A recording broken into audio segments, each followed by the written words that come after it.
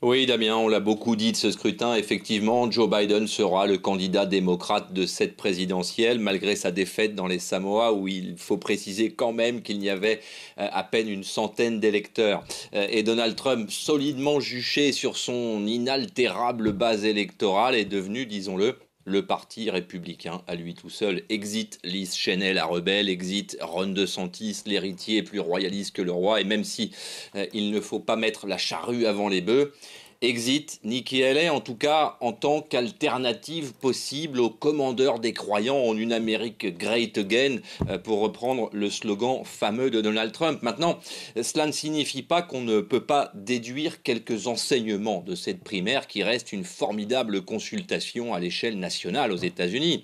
Or, en dehors du scrutin lui-même, celui du 5 novembre, les occasions de sonder le cœur des partis ne sont finalement pas si fréquentes. En réalité, ces primaires nous disent des choses que l'élection elle-même n'explorera pas. Les Américains et les Américaines qui ont voté ce mardi ne sont pas que des électeurs, ce sont des militants, et cela est vrai pour les démocrates comme pour les républicains. Les quelques milliers d'Américains qui vont faire la campagne de Joe Biden et la campagne de Donald Trump en relayant des messages sur les réseaux sociaux, en faisant du porte-à-porte essentiel, en organisant des comités de soutien jusqu'aux plus perdus des villages de l'Arkansas, ce sont eux qui ont voté pour ces primaires. Et donc, quand Joe Biden réalise que sa politique au Moyen-Orient démobilise la jeunesse démocrate, lui fait perdre le soutien de la communauté musulmane américaine, ses conseillers enregistre cela comme une information. Et c'est essentiel. Si Joe Biden ne prend pas un virage rapide dans sa politique au Moyen-Orient, par exemple, ou au moins dans sa communication sur le sujet, il risque de le payer de manière décuplée et comptant dans les urnes dans 8 mois.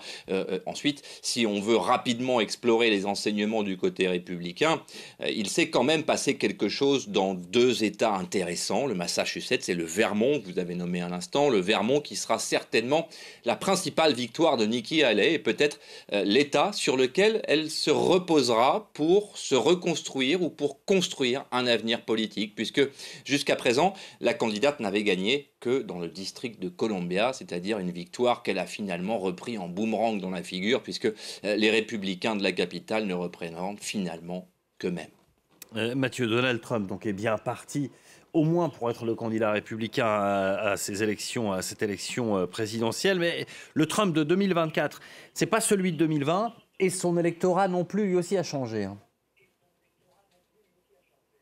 Non, effectivement, et on le disait à l'instant, même si ce Super Tuesday est sans surprise, il nous donne des informations politiques et sociologiques, cette fois sur les électeurs républicains que les démocrates seraient fous de ne pas prendre au sérieux.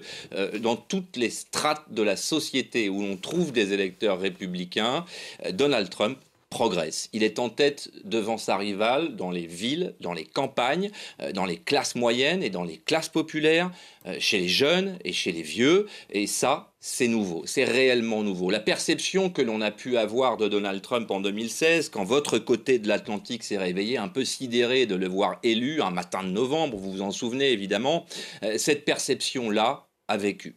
Il n'est plus question de décrire le phénomène Trump comme l'expression des humeurs de cette Amérique oubliée, du Midwest ou du centre. Vous savez, c'est flyover states, comme on dit ici, ces États que l'on survole, mais où on n'atterrit réellement jamais.